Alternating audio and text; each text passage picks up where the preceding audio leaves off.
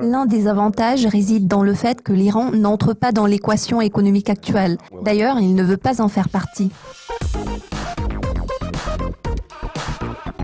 Robert, nous avons observé un rebond des prix du pétrole au cours des dernières semaines. Comment pouvez-vous caractériser la situation actuelle ? Oui, effectivement, les prix du pétrole se sont redressés de près de 40-50% par rapport à leur creux légèrement en dessous des $30 le baril. Le marché semble avoir compris que le prix du pétrole ne devrait pas chuter davantage parce que tout le monde en subit le contre-coup. En outre, le marché attend avec impatience l'annonce sur le gel de la production que l'Arabie Saoudite et la Russie veulent réaliser. Tout ceci a conduit à un rebond temporaire des prix du pétrole. Néanmoins, les prix du pétrole ont reculé pour s'établir en dessous de la barre des $40. Certains analystes prévoient la poursuite de leur déclin compte tenu du fait que le problème de surapprovisionnement du marché pétrolier n'a pas été résolu. Les marchés sont confrontés à un dilemme. D'une part, les prix du pétrole ne peuvent plus rester si bas. D'autre part, les données fondamentales ne permettent pas au prix de progresser fortement. Absolument. La réunion des pays producteurs de pétrole aura lieu le 17 avril. Pourriez-vous nous parler plus en détail de cette réunion ? À quels résultats vous attendez-vous ? L'issue de cette réunion va refléter les intérêts des principaux pays producteurs de pétrole, tels que la Russie et l'Arabie Saoudite. Ces pays sont les initiateurs de cette réunion avec les autres producteurs pétroliers qui représentent ensemble 2/3 de la production mondiale. L'objectif clé de cette réunion consiste à geler la production de pétrole à ces niveaux de janvier. D'abord, les marchés ont été quelque peu soulagés par cette décision, mais puis la situation est revenue à ce qu'elle était car les marchés se sont vite rendus compte que l'accord de gel de production ne pourrait pas remédier au problème de surapprovisionnement.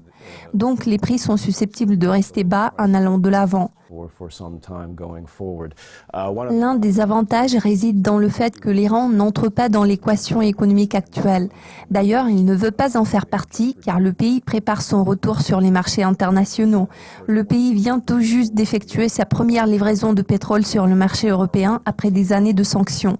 Pourtant, pendant cette période-là, les raffineries italiennes et espagnoles achetaient une certaine partie du pétrole iranien.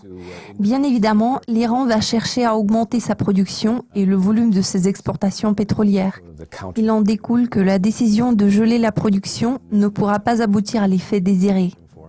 Vous avez mentionné que vous vous attendiez à une nouvelle baisse des prix du pétrole.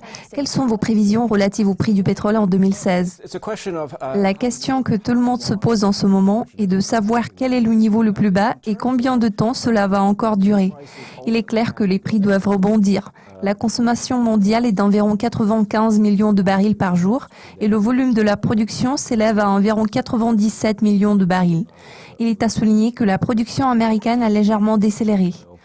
Nous avons déjà constaté une certaine réduction de la production de schiste bitumineux aux USA.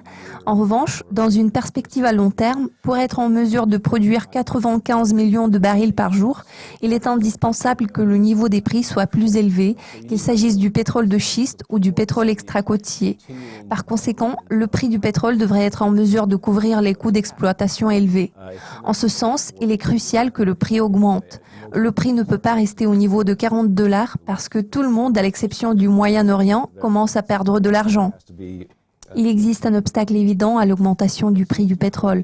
Personne ne veut réduire la production car la bataille mondiale pour les parts de marché continue.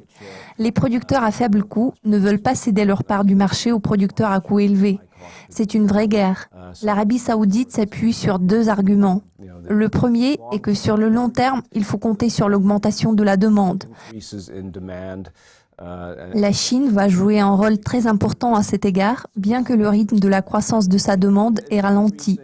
Le deuxième espoir de l'Arabie Saoudite est que les producteurs à coût élevé se verront contraints de réduire leur volume, ce qui permettrait d'équilibrer le marché.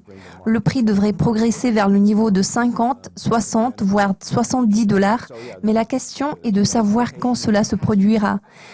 50 probably even more, 60, could be 60 to 70 even. À vrai dire, je n'en ai aucune idée.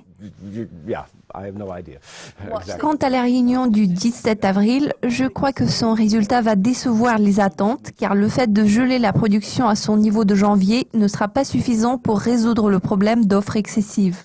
Some sort of freeze, but it doesn't really address the current oversupply. Fantastique. Robert, tous mes remerciements pour vos commentaires. Merci. C'est tout pour le moment. Si vous avez aimé cette vidéo, n'hésitez pas à cliquer sur j'aime et laissez vos commentaires sur ducascopitv.com.